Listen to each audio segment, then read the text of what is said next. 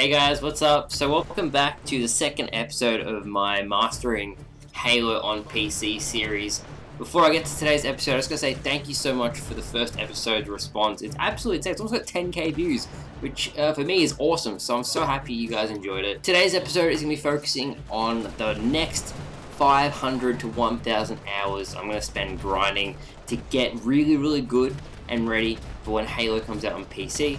I'm going to be covering field of view and all those other particulars and advanced movement to really flesh out what I'm going to be doing, what I'm going to be playing, and how long time it's going to take to get to the certain skill level that I want, and hopefully it gives you guys some insight on how to improve on something that's brand new. A couple of things I wanted to address because they came up in the comments of the last section, and I covered it a little bit briefly in the first episode. It's about the mouse deceleration and the laggy mouse input that Halo Online has. This isn't MCC, it's Halo Online, it's on PC. It's nothing to do with MCC, and yes, you can upload it. There's a risk you won't be put into the MCC Insider if you do so just keep that in mind. As I was saying, yes, it has those things, the mouse deceleration and the laggy input. The way I see it is if you can become really good on something that has poor performance or it's harder to aim than what MCC will be, and you get really good with that, then when you go and you actually play the MCC version, you're going to absolutely dominate and you're going to be so far ahead of everybody else. And can you stream the game? Now, I know Vitoed and some of the other content creators when the game first came out and it was very popular received 24-hour bans for streaming it, but there's still some people who stream it regularly and they don't get banned, probably because they don't get like a huge following, but I'm sure if it blew up, it would ban you. I'm probably going to stream it under the MCC directory. If I get a ban, it'll be a 24-hour ban, just like those guys got. I haven't received that yet, so I'll keep going until I get it. But I really think that would be the way to go in terms of streaming. There's not much hype behind MCC on console or Halo 5 on console at the moment. There's a huge want and need for PC, so hopefully I'm trying to fill that void. But let's get to the video, talk about what I'm going to be doing to improve, and hopefully I can share some tips with you guys along the way. Okay guys, so let's go to the first big thing, something that I wanted to cover in depth because it's very important. Some people commented this in the previous video, but I feel like it deserves its own little segment because it's that important. So, as you can see on the left and right hand sides, you have the 4 and the 4. I can't really move my aim or it's going to change it, but you're going to see what I mean. So with your field of view, you can go to settings, and you can go to video. You can say I bump this up to 120. That 4 and that 4. And now way further zoomed out. So it gives you a bigger, as it's called, field of view. So you can see more people.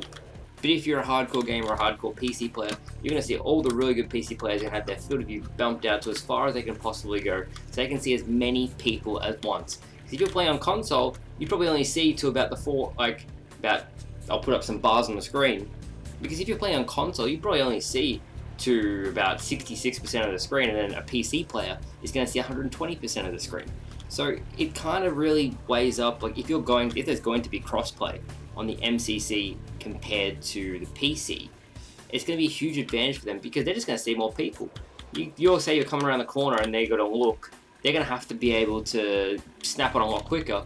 But I'm going to say I'm shooting some guy down here, I'm going to see him in my peripherals a lot quicker than someone who's in console because they're going to have to keep on walking a little bit further for when they're going to see me. So the field of view is a very important thing, something that I really feel changes the gameplay and the skill gap completely, and it's something you should consider expanding and getting comfortable with if you're going to transition over to PC. So as I said earlier in the video, the next 500 to 1,000 hours is going to be crucial to me becoming a really good PC player within, say, October to November, when I think it's going to release on MCC on PC.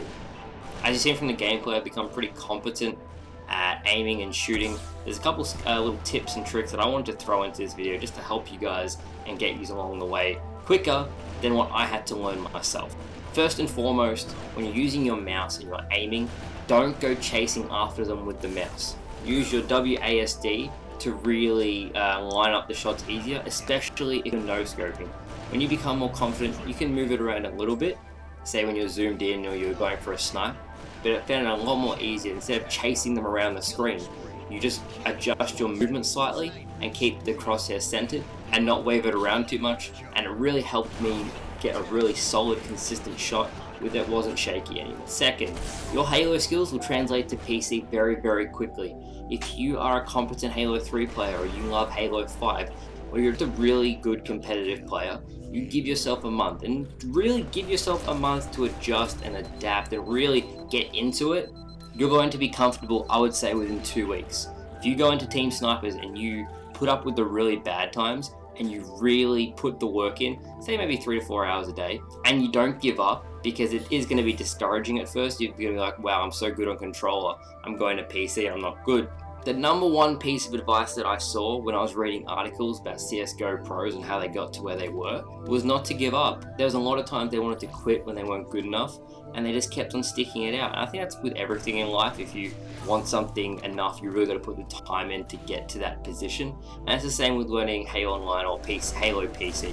If you have never played before, like me, and you want to get to a certain level, you got to put the time in. You got to consistently verse better people, and you really got to take it very seriously to push yourself to get better in such a short amount of time. The last two things I wanted to cover was about the centered crosshairs. As you know, when you're playing on keyboard and mouse, it's very, very different to when you're playing on a controller. Controller, you have two thumbsticks. A mouse, you have your whole arm like this. It's so different. It's not even comparable.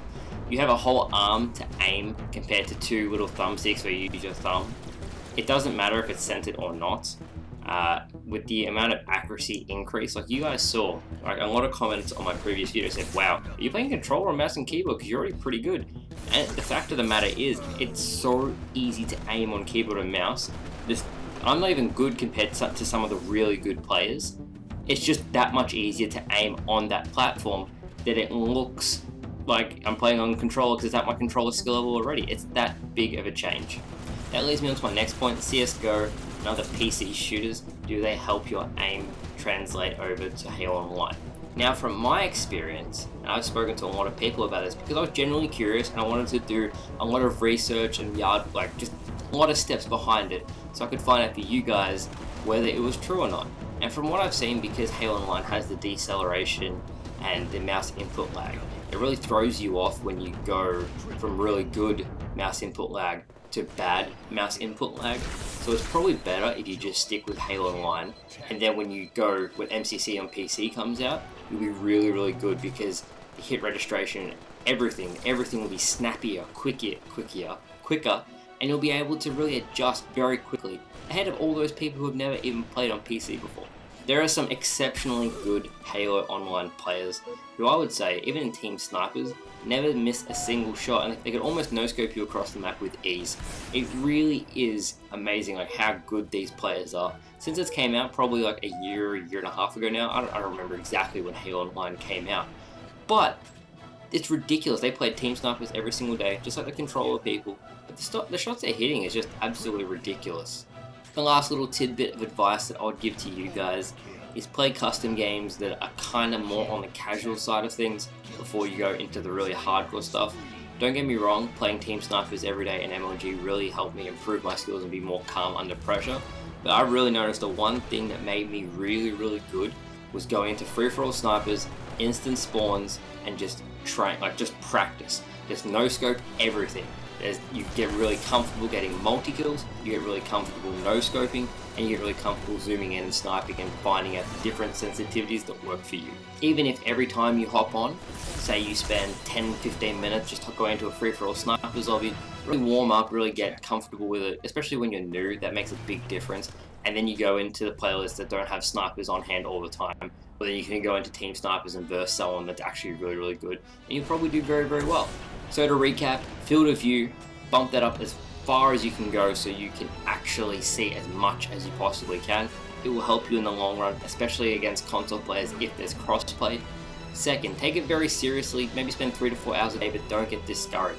You aren't going to improve as quickly as you want to, and even myself, I was really discouraged in the first week, but I stuck with it and I got through that wall. Next, don't go chasing enemies with your mouse. Use your WASD keys to really line it up so you don't have to move the mouse as much, and only move it when you're going to whip shots or you're going to zoom in and then lock onto enemies that way.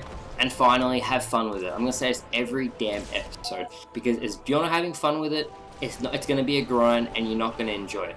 Just go into some free-for-all snipers, some custom games, really try push yourself, but make some friends, do some social stuff, ask if your other friends want to play, build up a community, and do like a couple game sessions every night or once or twice a week to start with. Really like get your feet firmly on the ground and really try to build up that skill from like a foundation level to something that's like intermediate, and then you become really good. There's still, I would say, 6 months before MCC on PC comes out. I've seen there's lots of servers on Halo Online that literally say MCC training, MCC practice, because there's other people who want to get ahead of everyone else and they want to have that practice for when the game comes out. So that's going to do it, guys, for today's episode. I really wanted to cover as much as possible. If there's anything you want me to cover specific to MCC on PC or just Halo on PC in general, let me know and I'll answer it in the next video. The next video is going to be focused on advanced movement. I'm going to go and do some of Clearly Me's trick jumps from Halo 3 and see if they can be replicated on PC. How hard are they to do? How easy are they to do? That'll be really interesting to see. And also do another little update video to see how I'm improving or progressing on Halo Online. So I'm going to do some multi-kills, some clips, just some really interesting things. And hopefully you guys enjoy them. So thank you so much for watching. I'll have another video next week. And I'll have a BTB Killing It video. I'm going to try to get a Killing It. But BTB had an update on Halo 5. So I'll have a video on that. And then I'll have a free-for-all MCC Killing It video out after that. So thank you so much, guys. And I'll catch you later. Bye-bye.